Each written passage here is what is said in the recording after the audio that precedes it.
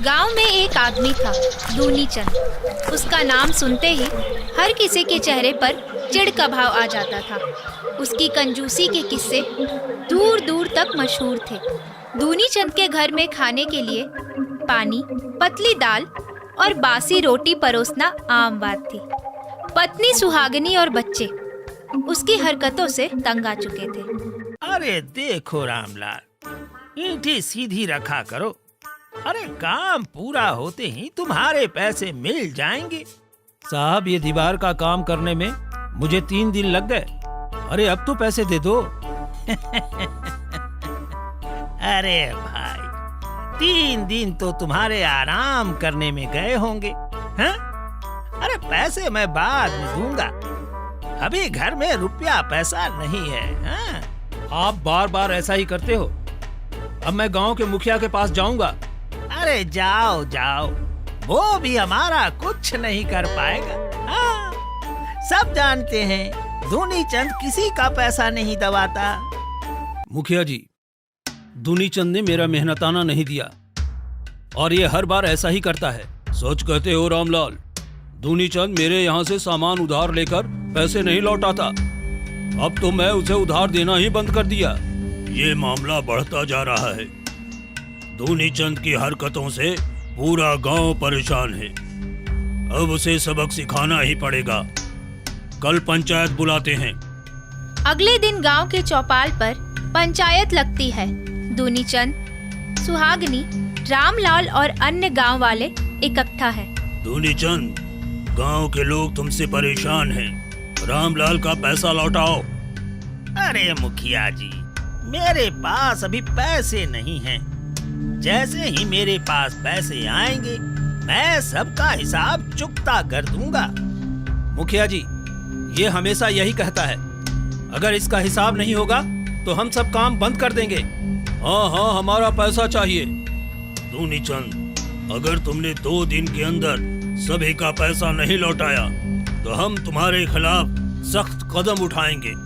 अरे ठीक है, मैं इंतजाम करता हूँ, बस थोड़ा समय दीजिए। दूनी चंद को पंचायत की चेतावनी के बाद समझ आ गया था कि अब उसे गांव वाले को पैसे लौटाने का इंतजाम करना होगा। लेकिन उसकी कंजूसी ने उसे कभी किसी को पैसा देना नहीं सिखाया था। उसने ठान लिया कि वो गांव वालों को बेवकूफ बनाकर अपनी आदतें जारी रखेगा। अरे अब क्या सोचे जा रहे हो? पंचायत ने साफ कह दिया है कि 2 दिन में पैसे लौटाने होंगे। अरे पैसे लौटाऊं? वो तो मेरे घर के खजाने में ही नहीं है। खजाना? अरे कौन सा खजाना? घर में खाने के लिए आटा तक पूरा नहीं है, बच्चों के लिए कपड़े पुराने हो गए और तुम्हें अपनी कंजूसी की पड़ी है। अरे तुम नहीं समझोगी सुहागनी, पैसे देने के बजाय मैं ऐसा जाल बिछाऊंगा, ऐसा जाल बिछाऊंगा कि पंचायत भी मुझे बेकसूर मान लेगी। हाँ। अरे तुम्हारी चालाकी कब तक चलेगी? देख लेना, एक दिन गांव वाले तुम्हें छोड़ेंगे नहीं।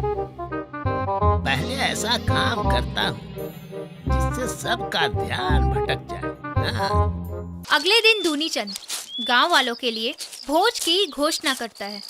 अरे सुनो सुनो सुनो, कल शाम मेरे घर पे भोज है। हाँ, मैं तुम सबका सम्मान करना चाहता हूँ। जो भी मेरे बारे में गलत फहमियाँ हैं, उन्हें मिटाना चाहता हूँ। हाँ। भोज? दूनी चंद और भोज? जरूर कुछ गड़बड़ है। अरे लेकिन भोज मुफ्त का होगा, चलो देखते हैं। गांव के लोग दूनी चंद के आंगन में जमा होते हैं। एक बड़ी थाली में पतली खिचड़ी और एक कटोरी में खट्टा दही परोसा जाता है। अरे ये क्या है? भोज में खिचड़ी, और वो भी ऐसी जो झूले की रस्सी जितनी पतली है। और ये दही, अरे इसमें तो दूध का नामो निशान ही नहीं है। अरे दूनी चंद, तुम अपनी कंजूसी में और गिर गए हो। भाइयों, अरे भाइयों, मेरे पास ज्यादा धन नहीं है, लेकिन मैंने तुम्हें सम्मान देने के लिए जो भी था वो जुटा दिया। अरे तुम्हारे इस ड्रामे से कुछ नहीं होगा। हम सब जानते हैं तुम्हारे पास बहुत पैसे हैं। हमें हमारा मेहनताना चाहिए, समझे? रात में दूनीचंद अकेले बैठकर सोचता है। इन मूर्खों को भटकाने के लिए मुझे कुछ बड़ा करना होगा। क्यों न मैं अपनी संपत्ति को खो जाने का नाटक करूं। अगली सुबह दूनीचंद गांव में दौड़ते हुए आता है। हाय राम, मेरा सारा धन चोरी हो गया, मेरा सारा धन चोरी हो गया, कोई मेरी तिजोरी तोड़कर सब कुछ ले गया। अरे ये क्या नया बहाना है? पहले पैसे नहीं लौटाए, अब चोरी की कहानी? दूनीचंद, तुम्हारी ये बातें झूठ लग रही है। हमें सच बताओ, क्या हुआ है? अरे सच कह रहा हूँ मुखिया जी, मैंने जो भी कमाया था सब चोरी हो गई। अब मेरे पास कुछ नहीं बचा। दूनीचंद की झूठी कहानी और कंजूसी ने गांव वालों को इतना नाराज कर दिया कि उन्होंने तय किया कि अब उसे उसकी हरकतों का परिणाम भुगतना ही होगा।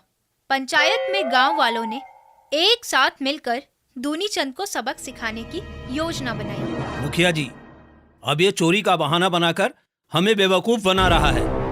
अगर हमने इसे सबक नहीं सिखाया तो ये हर बार ऐसा ही करेगा। हाँ सच है, जब तक दूनीचंद को उसकी कंजूसी का एहसास नहीं होगा ये सुधरेगा नहीं मुखिया जी। ठीक है, अगर दूनीचंद को सबक सिखाना है तो हमें ये एक योजना बनानी होगी। वो जितना चालाक है, हमें उससे ज्यादा चालाक बनना पड़ेगा। ऐसा क्या करें मुखिया जी कि उसे अपने पैसों की कीमत समझ में आए? हम उसे फंसा देंगे, जिससे वो सबसे ज्यादा प्यार करता है उसके पैसे। गांव वालों ने तय किया कि वे दूनीचंद को उसकी झूठी चोरी की कहानी में ही उलझा देंगे।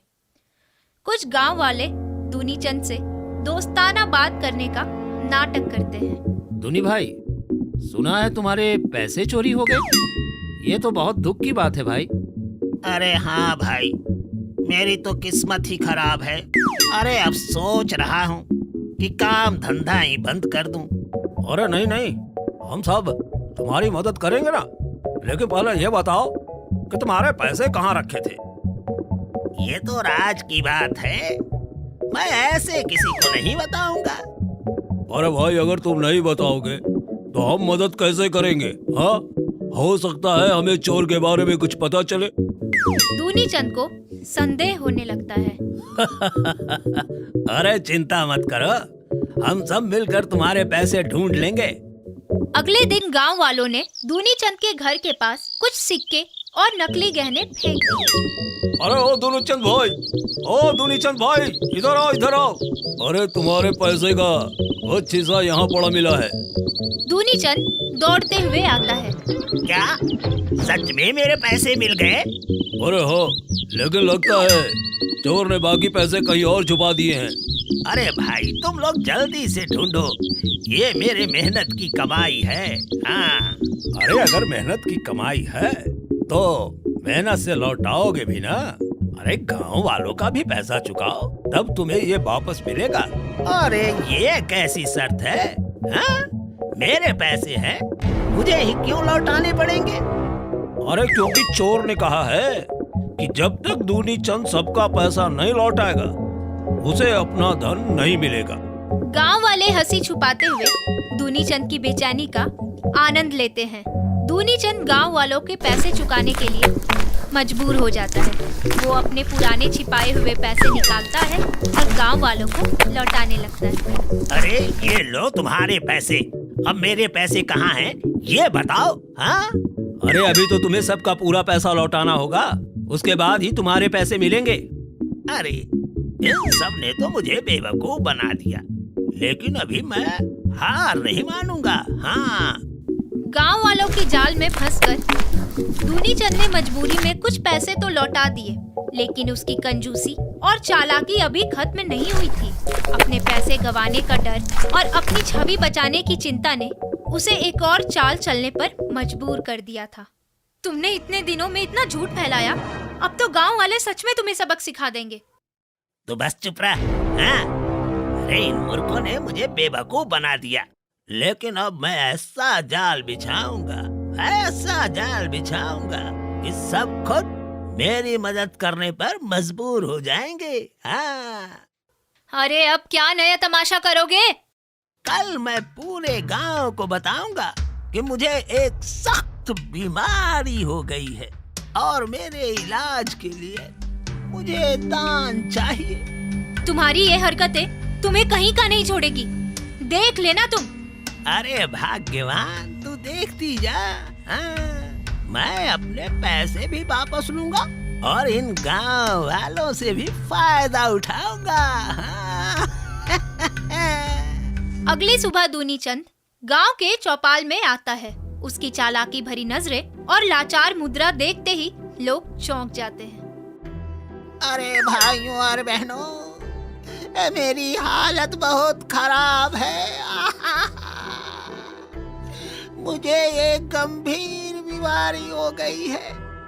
अगर जल्दी से इलाज नहीं हुआ तो मैं मर जाऊंगा। क्या? इतनी बड़ी बीमारी? अरे अब ये कौन सा बहाना बना रहा है? अरे अब कौन सा बहाना बना रहे हो? अरे भाई, ये बहाना नहीं है। अरे मैं बहुत कमजोर हो गया हूँ। डॉक्टर ने कहा है अगर मुझे तुरंत दवाएं नहीं मिले तो मैं ज्यादा दिन नहीं जी पाऊंगा। अरे तुम्हारी बीमारी का सबूत क्या है तुम्हारे पास? और अचानक ये बीमारी कहाँ से आ गई? अरे भाई, डॉक्टर के पर्चे भी दिखा दूंगा। हाँ, लेकिन मेरे पास इलाज के लिए पैसे नहीं हैं। क्या तुम सब मेरा साथ नहीं दोगे? गांव वाले एक दूसरे को देखते हैं। कुछ लोग सहानुभूति जताने लगते हैं तो कुछ को शक होता है। अगर तुम्हें सच में मदद चाहिए तो हमें पूरा सच बताओ। तुम्हारे पास इतनी संपत्ति है, फिर तुम इलाज के लिए दान क्यों मांग रहे हो? अरे मुखिया जी, मेरी सारी संपत्ति चोरी हो गई है। हाँ, अब तो बस तुम सब ही मेरा सहारा हो। मुखिया जी, ये झूठ बोल रहा है, इसका कोई भरोसा नहीं। अरे ठीक है दुनीचंद, हम तुम्हारी मदद करेंगे, लेकिन तुम्हें पहले ये साबित करना होगा कि तुम्हारी हालत वाकई खराब है। अरे भाई, ऐसे कैसे साबित करूं? क्या तुम लोग मेरे दर्द को नहीं समझ सकते? हम तुम्हारी बीमारी का सच जानने के लिए डॉक्टर को बुलाएंगे। अगर तुम झूठे साबित हुए तो तुम्हें सजा मिलेगी। दूनीचंद को अब अपनी चालाकी का अंजाम समझ में आने लगता है। वो सोचता है कि गांव वाले डॉक्टर को बुलाएंगे तो उसकी पोल खुल जाएगी। अरे ये लोग डॉक्टर ले आए तो मेरी असलियत तो सामने आ जाएगी। मुझे कोई और रास्ता निकालना होगा। रात को दूनीचंद चुपचाप अपने पैसे इकट्ठा करता है और भागने की योजना बनाता है। अरे अब क्या करने जा रहे हो? अरे इन मूर्खों से बचने का यही तरीका है। हाँ, मैं अपना पैसा लेकर कहीं और चला जाऊंगा। अरे लेकिन तुम भागोगे कैसे? गांव वाले तुम्हें छोड़ेंगे नहीं। अरे तू देखती जा। हाँ, मैं सबको बेवकूफ बनाकर निकल जाऊंगा। दूसरी तरफ गांव वालों को दूनीचंद की हरकतों पर शक हो जाता है। वे चुपके से उसकी हरकतों पर नजर रखने का फैसला करते हैं। इस बार अगर दूनीचंद भागने की कोशिश करे तो हम उसे पकड़ लेंगे। हाँ, हमें सबूत चाहिए। उसे झूठ बोलने और पैसे दबाने की सजा देनी होगी। दूनीचंद की चालाकियों और गांव वालों की सजगता ने कहानी को उस मोड़ पर ला खड़ा किया था जहां सच और झूठ की लड़ाई निर्णायक होनी थी। दूनीचंद की कंजूसी और चालबाजी ने उसे अकेला कर दिया था। अब उसके पास या तो गांव वालों के सामने सच बोलने का विकल्प था या हमेशा के लिए भाग जाने का। रात का समय।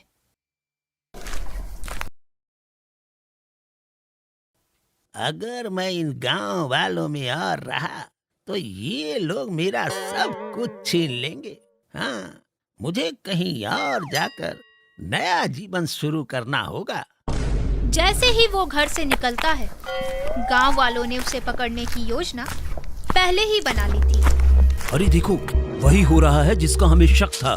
दूनीचंद भागने की कोशिश कर रहा है। चलो चलो उसे पकड़ते हैं। गांव वाले दूनीचंद को चारों तरफ से घेर लेते हैं। रुक जाओ दूनीचंद, अब तुम्हारे भागने का प्रयास खत्म हो गया है।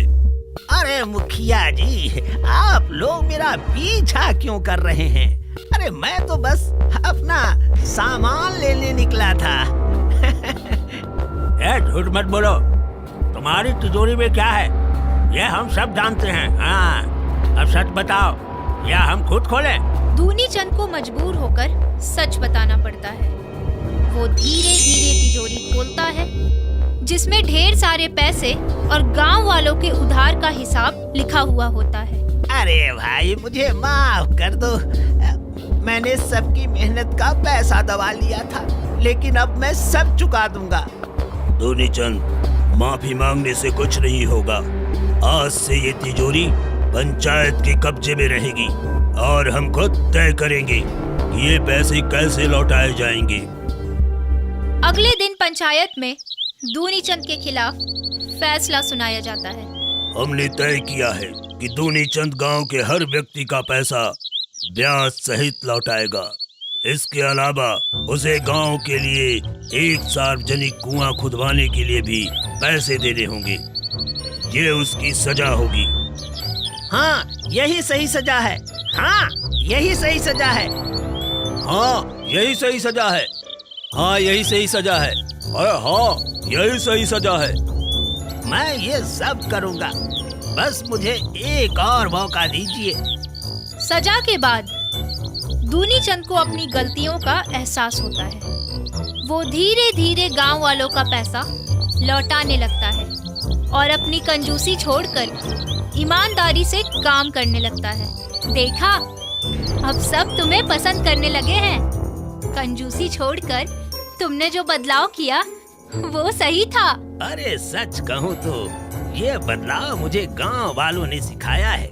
कंजूसी ने मुझे इतना अंधा बना दिया था कि मैंने सबकी मेहनत को नजरअंदाज कर दिया था।